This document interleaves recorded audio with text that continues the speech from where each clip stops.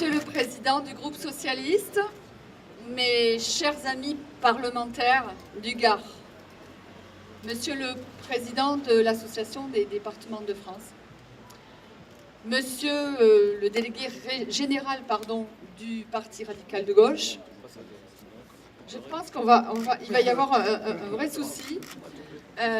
Monsieur le Président du Conseil général et cher Damien, mes chers amis et représentants des autres partis ici présents, mes autres amis élus à la région, je voudrais d'abord excuser bien sûr le président Bourquin qui n'est pas là aujourd'hui, mais qui la semaine prochaine va continuer à m'aider aussi sur cette campagne, mais ce soir il ne pouvait pas être parmi vous et il vous salue tous bien évidemment. Et il y a Corinne, il y a d'autres élus qui le représentent ce soir. Il y a Fabrice, je ne le vois plus, alors je cherche les gens de vue. Yannélie, vous les voyez. Il y a aussi Geneviève Tapier. Il y a Robert Cross, pardon. Ben oui, mais bon, il y a beaucoup de monde, je n'y arriverai pas. Geneviève Tapier, qui est donc la déléguée régionale de l'Assemblée des femmes. Je la cherche et j'aurais aimé qu'elle nous rejoigne pour un petit peu pariser, entre guillemets, cette estrade sans que nous tombions, sans que nous ayons... Croyant, j'ai très peur qu'elle se fracasse. Voilà Geneviève. Mon cher Juan, mon paxé pendant la campagne. Eh oui, c'est comme ça. Mes chers amis, et puis merci Alain pour ces propos, je crois, qui donnent le ton au nom de la fédération du Parti socialiste, qui donne un peu le ton de ce lancement de campagne. C'est tout simplement, tout modestement, un lancement de campagne, surtout l'inauguration de ce local. Voilà. Merci à tous d'avoir répondu présent en cette belle soirée de printemps. Je crois qui inaugure bien d'autres encore, et ça, je vous le promets. Ce soir, Juan et moi inaugurons notre permanence de campagne, mais aussi la maison commune à tous ceux qui, de Nîmes à Beaucaire, en passant par la Vistrinque et même en allant sur les bords du Rhône, aspirent au changement, le vrai, pour tous, pour toutes et pour une France plus fraternelle et sereine. Il va falloir que ce lieu vive. Il va vivre dans la convivialité et l'ouverture aux autres. Nous le voulons tel que nous sommes, Juan et moi-même. Nous sommes des humanistes simples, chaleureux, conviviaux, qui aimons la fête et qui aimons créer du lien. Donc ce lieu devra devenir et il le sera avec vous. Je voudrais tout d'abord vous dire à tous, rassemblés ici ce soir, dans l'amitié, combien je suis heureuse d'être parmi vous, au cœur de notre première circonscription du Gard, sur cette avenue, qui est un axe majeur de notre ville, entre quartier populaire, résidentiel, un peu mélangé, et qui est un beau quartier. N'est-ce pas prémonitoire que d'avoir une telle adresse, boulevard Jean Jaurès, et d'y recevoir Jean-Marc, Claudie, et puis vous tous ce soir. Nos allées Jean Jaurès résonnent en nous comme un idéal, celui d'un socialisme libre, moderne et généreux. Un socialisme comme vous l'avez toujours incarné, dans la continuité de Jaurès, vivant, humain, respectueux de tous et de toutes, fait de courage, mais aussi de réalisme. Vous avoir tous ce soir augure de beaux lendemains. Je veux vous rendre hommage parce que je suis fière de vous, messieurs, fière de vous, de ce que vous faites, de ce que vous avez fait jusqu'à présent, ce que vous défendez au quotidien, dans une disponibilité constante qui ne laisse pas beaucoup de place pour soi. Votre force, votre talent m'inspire et me donne le courage de combattre. Tous les champs du possible sont à notre portée avec vous. Je veux tout d'abord saluer, bien sûr, Damien Alary, qui a l'honorable tâche de tous nous conduire à la victoire, celle de François Hollande, en animant sa campagne partout dans notre département et d'y associer, bien sûr, nos parlementaires, nos 3 parlementaires, Françoise va peut-être arriver. En tout cas, c'est un long combat, une lourde charge, mais vous avez toutes les capacités à nous mener jusqu'au bout de ce combat. Je fais confiance à votre expérience et à votre instinct. Ils sont cette fois-ci sereins, je les entendais encore à midi. Sereins, optimistes, c'est bon signe. Je fais confiance à leur vista, comme on dit chez nous. Vous comprendrez aisément pourquoi nous sommes ce soir très honorés de la présence de Jean-Marc Ayrault, de Clotilde Breton à nos côtés. Nous les remercions d'avoir pris de leur temps pour nous rejoindre en cette journée. Je veux voir dans cette présence, dans leur présence, un double symbole.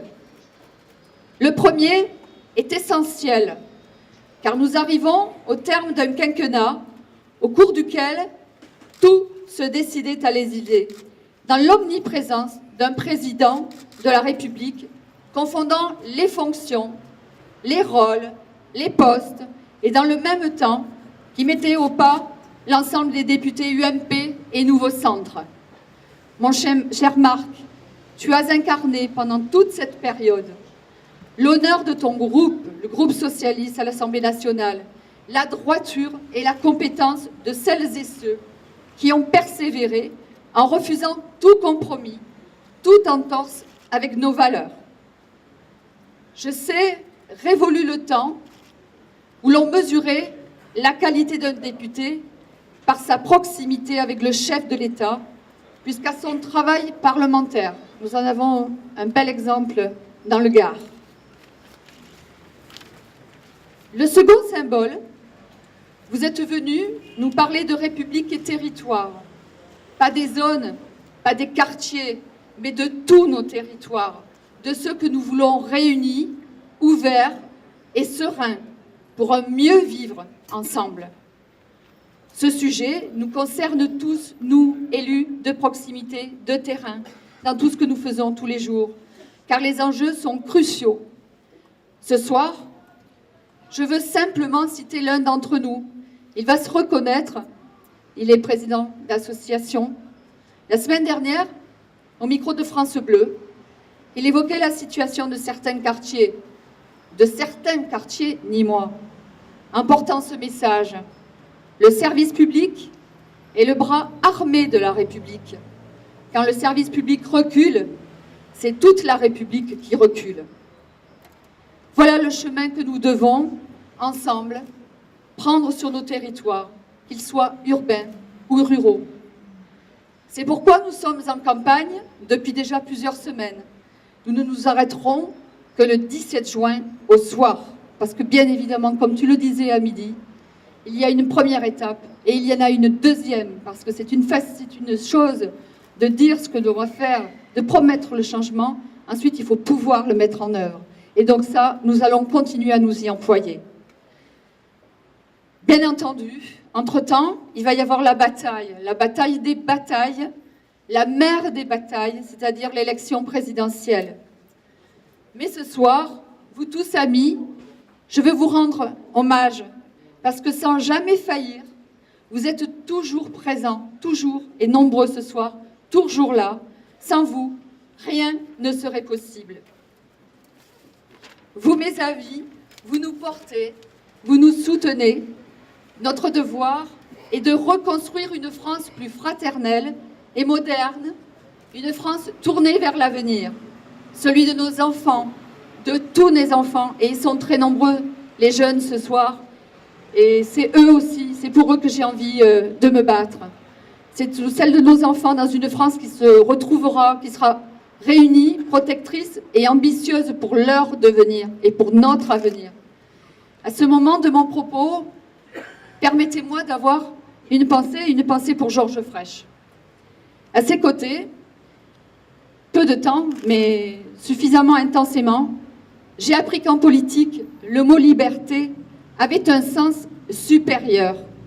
Il m'a appris que lorsque l'on sollicitait un mandat électoral, il fallait s'élever au-dessus des contraintes partisanes, s'élever au-dessus des conservatismes, qu'ils soient d'ailleurs de droite comme de gauche, s'élever pour atteindre son but, celui de l'avenir, sans jamais oublier le chemin parcouru et sans jamais oublier nos racines, n'est-ce pas, William? En vous regardant tous ce soir, réunis, au commencement de cette aventure, je vois une part de France où femmes et hommes de toutes origines, de tous milieux sociaux, de toute culture, de toute religion, sont rassemblés. Désormais, résonne en moi ce doux mot de fraternité. François Hollande a raison de construire ce changement sur cette valeur essentielle à notre vie commune. Avant de passer la parole à Damien Larry et à Jean-Marc Ayrault, j'ai en tête ces quelques mots de François Mitterrand, prononcés à l'Élysée le 21 mai 1981. Il n'y a qu'un vainqueur le 10 mai, c'est l'espoir. Puisse-t-il devenir la chose la mieux partagée?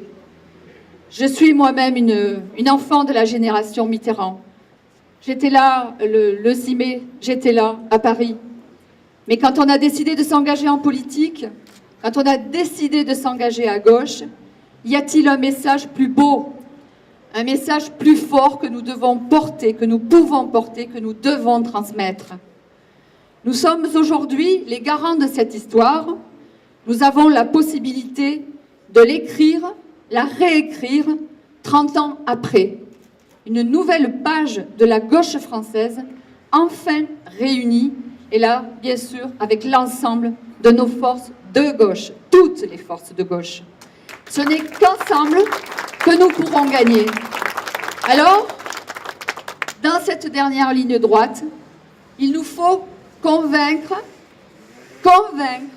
et encore convaincre. D'ailleurs, ça va changer. Voilà, je vous remercie.